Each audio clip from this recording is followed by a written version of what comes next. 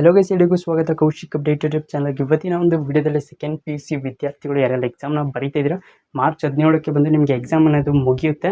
ಅವ್ರಿಗೆ grace marks ಕೊಡ್ತಾರ ಅಂತ ತುಂಬ ಜನ ಡೌಟಲ್ಲಿ ಇರ್ತಾರೆ. ಇವತ್ತಿನ ಒಂದು ವಿಡಿಯೋದಲ್ಲಿ ಎಲ್ಲ ಕ್ಲಿಯರ್ನ ಮಾಡ್ತೀನಿ. ಚಾನಲ್ನ ಹೊಸ್ತಾ ಬಂದಿರಾ ಚಾನಲ್ನ ಸಬ್ಸ್ಕ್ರೈಬ್ ಮಾಡಿ, ಹಾಗೆ ಮರಿದೇ ಒಂದು ವಿಡಿಯೋಗೆ ಲೈಕ್ನ ಮಾಡ್ಕೊಳ್ಳಿ. ಬನ್ನಿ ವಿಡಿಯೋನ ಶುರು ಮಾಡೋಣ. ಸೆಕೆಂಡ್ PUC ವಿದ್ಯಾರ್ಥಿಗಳಿಗೆ ಬಂದು ಫೆಬ್ರವರಿ 28ರಿಂದ ಬಂದು ನಿಮಗೆ ಮಾರ್ಚ್ 17ವರೆಗೆ ಎಕ್ಸಾಮ್ ಇರುತ್ತೆ. ಇವತ್ತು ಬಂದು ಮಾರ್ಚ್ 14, ಮಂಗಳವಾರ ನಿಮಗೆ ಎಕ್ಸಾಮ್ ಅನ್ನೋದು ಮುಗಿಯುತ್ತೆ ಯಾರು ಸೆಕೆಂಡ್ PUC ವಿದ್ಯಾರ್ಥಿಗಳು.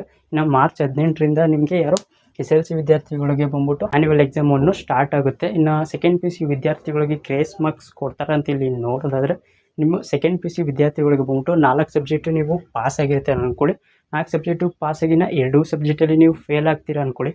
ಆವಾಗ ನಿಮಗೆ 21, 22 ನೀವು ಹಿಂಗೆ ತೆಗೆದಿದ್ರೆ 2 ಸಬ್ಜೆಕ್ಟಲ್ಲಿ, ಅವಾಗ ನಿಮಗೆ ಮ್ಯಾಕ್ಸಿಮಮ್ ಮಾರ್ಕ್ಸ್ ಬಂದ್ಬಿಟ್ಟು 5 ಮಾರ್ಕ್ಸ್ ಇರುತ್ತೆ. ಗ್ರೇಸ್ ಮಾರ್ಕ್ಸು 5 ಮಾರ್ಕ್ಸ್ ನಿಮಗೆ ಅಲ್ಲಿ ಆ್ಯಡ್ ಮಾಡಿಬಿಟ್ಟು 2 ಸಬ್ಜೆಕ್ಟ್ಗೆ ಆ್ಯಡ್ ಮಾಡಿಬಿಟ್ಟು ನಿಮ್ಮನ್ನ ಪಾಸ್ನ ಮಾಡ್ತಾರೆ. ಪಾಸಿಂಗ್ ಮಾರ್ಕ್ಸ್ ಬಂದು ನಿಮಗೆ 24 ಇರುತ್ತೆ.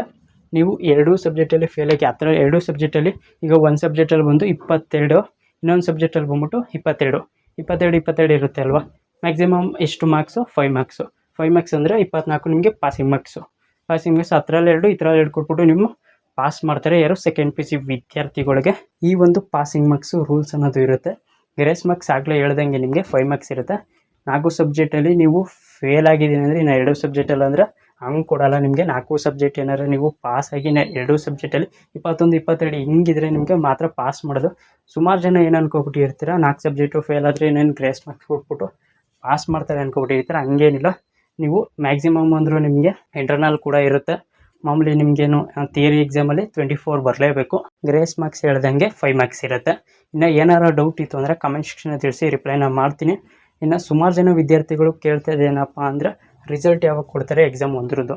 ರಿಸಲ್ಟು ನಿಮಗೆ ನೆಕ್ಸ್ಟ್ ಒಂದು ವಿಡಿಯೋದಲ್ಲಿ ತಿಳಿಸ್ಕೊಡ್ತೀನಿ, ಯಾವಾಗ ಕೊಡ್ತಾರೆ, ಹೆಂಗಿರುತ್ತೆ ಮತ್ತು ಎಲ್ಲಿ ಚೆಕ್ ಮಾಡೋದು ರಿಸಲ್ಟ್ನ ಅಂತ ನೆಕ್ಸ್ಟ್ ಒಂದು ವಿಡಿಯೋದಲ್ಲಿ ಅಪ್ಡೇಟ್ನ ಕೊಡ್ತೀನಿ. ಚಾನಲ್ನ ಸಬ್ಸ್ಕ್ರೈಬ್ ಮಾಡ್ಕೊಂಡು ಇಟ್ಕೊಳ್ಳಿ. SLCದು ಕೂಡ ಮಾರ್ಚ್ 18ರಿಂದ ನಿಮ್ಗೆ ಏನು ಎಕ್ಸಾಮ್ ಸ್ಟಾರ್ಟ್ ಆಗಿದೆ ಅದನ್ನು ಕೂಡ ಅಪ್ಡೇಟ್ನ ಮಾಡ್ತೀನಿ. ಚಾನಲ್ನ ಸಬ್ಸ್ಕ್ರೈಬ್ ಮಾಡ್ಕೊಂಡು ಇಟ್ಕೊಳ್ಳಿ. ಏನಾರು ಡೌಟ್ ಇತ್ತು ಅಂದರೆ ಸೆಕೆಂಡ್ PUC ಬಗ್ಗೆ, ರಿಪೀಟರ್ಸ್ ಆಗಿರ್ಬೋದು, ಪ್ರೈವೇಟ್ ವಿದ್ಯಾರ್ಥಿಗಳಾಗಿರ್ಬೋದು, ಫ್ರೆಶರ್ಸ್ ಯಾರಾಗಿರ್ಬೋದು, ಏನಾರು ಒಂದು ಡೌಟ್ ಇದ್ರೆ ಕಮೆಂಟ್ ಸೆಕ್ಷನ್ ತಿಳಿಸಿ, ರಿಪ್ಲೈನ ಮಾಡ್ಕೊಡ್ತೀನಿ. ಇನ್ನು ಪ್ರೈವೇಟ್ ವಿದ್ಯಾರ್ಥಿಗಳಿಗೆ ಸುಮಾರು ಜನ ಕೇಳ್ತಾ ಇದ್ರಿ ನಮಗೆ ಹೆಂಗೆ ಬರುವಂಥ.